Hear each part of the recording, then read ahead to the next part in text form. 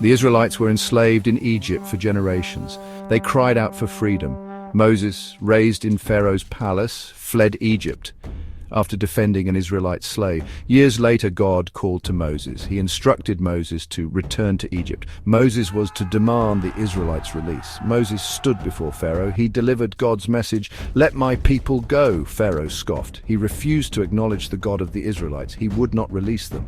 Pharaoh's heart was hardened. He defied Moses and, by extension, God. The stage was set for a cosmic clash. The might of Egypt would be tested against the power of God. This was a battle for the Israelites' freedom. It was a battle for their very souls. The first plague turned the Nile, Egypt's lifeblood, into blood. Fish died, the river reeked. Egyptians could not drink from it. Still, Pharaoh remained unmoved.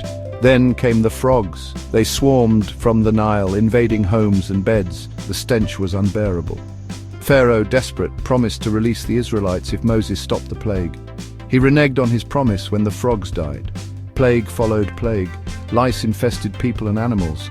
Swarms of flies blackened the sky. Livestock died from pestilence. Painful boils erupted on the skin. Devastating hailstorms destroyed crops. Locusts devoured everything left behind. Through it all, Pharaoh's heart remained hardened.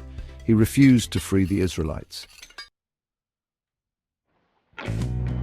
Darkness descended upon Egypt, a darkness so thick it felt tangible. It lasted for 3 days. Fear and despair gripped the Egyptians. Still, Pharaoh would not relent.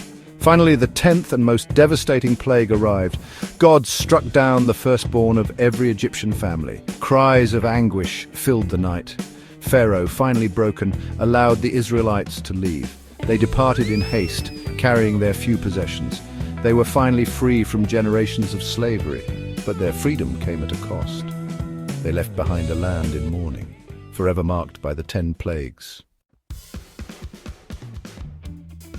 The Israelites, led by Moses, began their exodus from Egypt. They journeyed towards the Red Sea, their path uncertain. Behind them, Pharaoh, consumed by regret and rage, had a change of heart. He pursued the Israelites with his army, determined to recapture them. The Israelites, trapped between the sea and the approaching army, despaired. Moses raised his staff. The waters of the Red Sea parted. A dry path opened up before them. The Israelites walked through the sea, the walls of water towering on either side. When they reached the other side, the sea closed in on the pursuing Egyptians. Pharaoh and his army were drowned. The Israelites were free at last. Their journey to the Promised Land had begun.